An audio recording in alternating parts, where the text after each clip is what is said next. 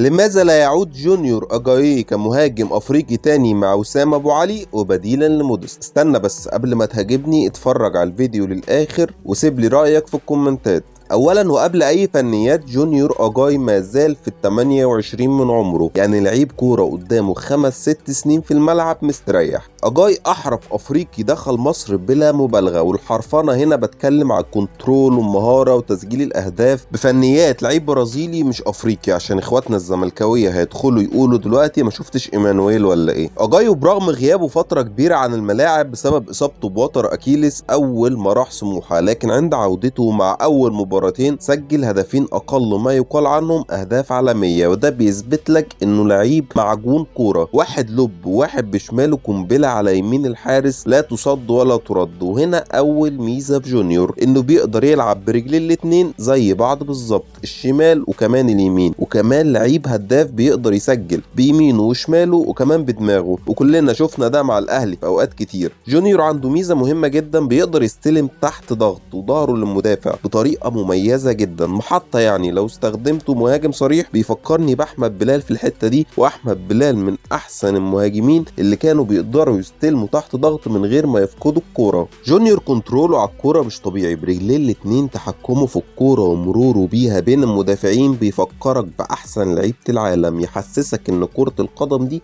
لعبة سهلة جدا. لعيب حريف بيخليك تقول يا ابن اللعيبة يا جاي بين كل لعبة والتانية، ومش في لقطة واحدة، لا لقطات كتير جدا ومباريات كتير برضه. لعيب بيقدر يعمل حاجات في الكورة ما تجيش في دماغ المشاهد ولا حتى لعيب الكورة السابق، دايما بيفاجئك بحاجات ومهارات وبساط مبتكرة جدا. فاكر جونيور ماتش صن داونز هنا 2-0 هدفين معلول، كان بيلاعب صن داونز حرفيا لوحده هو وعلي معلول. نيجي هنا بقى النقطة مهمة جدا، غير انك تقدر تستخدمه كمهاجم مع وسام، كمان تقدر تستخدمه كجناح وبيتميز بيها برضه، او كمهاجم تاني ودي بيتميز بيها اكتر واكتر. اجاي ظلم في رحيله عن الاهلي حتى لو كان وزنه زاد شويه قبل ما يمشي، بس كل ده كان ليه حلول سهله وسريعه مش لدرجه رحيله. وعشان عوضه بمكسيوني، اغرب صفقه افريقيه دخلت الاهلي، ربنا يسامح اللي كان السبب فيها. جونيور لعب مع الاهلي 160 ماتش، سجل 41 هدف كلهم احلى وامتع من بعض. انا بالنسبه لي جونيور من احرف اللعيبه الافارقه اللي دخلوا مصر في التاريخ، ويستحق العوده لافاده الاهلي في الفتره اللي جايه مع وسام ورحيل مودست. اجاي لعيب واخد على الاجواء وعارف النادي واللاعبين، ما بعدش عننا. اتمنى ان الفكره تتعرض على لجنه الكوره وكولر الفتره اللي جايه، واتمنى اشوفه في الاهلي قريب. تعالى متعك بتحليل كام هدف عالمي لجونيور اجاي بيثبتوا صحه كلامي.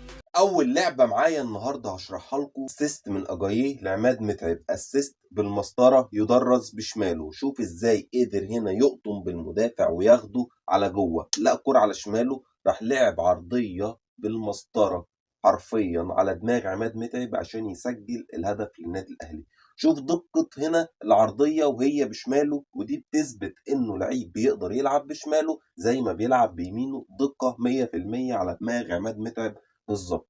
تاني لعبة معانا وهي الكنترول. شوف كنتروله هنا على الكورة ازاي بوسط الملعب بيقدر يتحكم في الكورة ويعدي من وسط لعيبة الاسماعيلي بمنتهى السهولة، بيحسسك ان لعبة الكورة دي سهلة جدا ومفيش اسهل منها رغم ان هي صعبة جدا. وفي من اللقطة دي كتير جدا لجونيور اجاييه. تالت لعبة معانا وهي هدف، بس شوف الهدف هنا ال1 2 عمله ازاي مع لعيب في نص الملعب، وازاي قدر يلعب الار2 او البليسنج منين بقى، من على اطراف ال 18 من هناك صعبه جدا، يعني حتى مش جوه شويه او حتى من بره من على ال 18 بس جوه كده شويه، لا من حته قاتله قدر يلعب بليسنج بيمينه يوديها في مقتل حرفيا. ومش اي حد عنده مهاره التسجيل او التسديد بالطريقه دي زي جونيور اجاييه. رابع لعبه معانا النهارده وهو هدفه من نص الملعب او من على مشارف نص الملعب، بيثبت برضو دقه رجل جونيور اجاييه، ازاي الكوره ملعوبه له من مسافه كبيره جدا، وازاي جونيور قدر ياخد الكوره على طول فيرست تايم على طول في الجول من فوق حارس المرمى اللي كان متقدم عشان يعلن عن هدف النادي الاهلي. اي لعيب تاني ممكن يوقف ويقعد يعمل كده، يعني تخيل الكوره دي جت لكهربا مثلا كان هيتصرف فيها ازاي.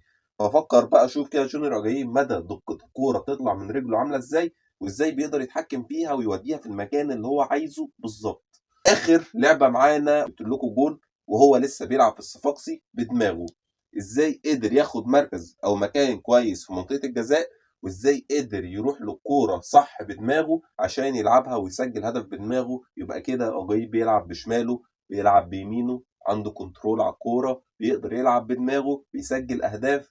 لعيب أفريقي متكامل عنده مهارات كتير جدا. ليه ما يرجعش النادي الأهلي وهو لسه قادر يدي، وهو لسه 28 سنة بس، وأفضل من لعيبة كتير موجودة في الفريق حاليا. دي كانت كل حاجة عن أجاي الأفريقي الأمهر. قول لي أنت كمان إيه رأيك في فكرة عودته للنادي الأهلي من جديد؟ لو مع الفكرة يا ريت تعمل شير للفيديو عشان يوصل للمسؤولين. وبس كده، سلام.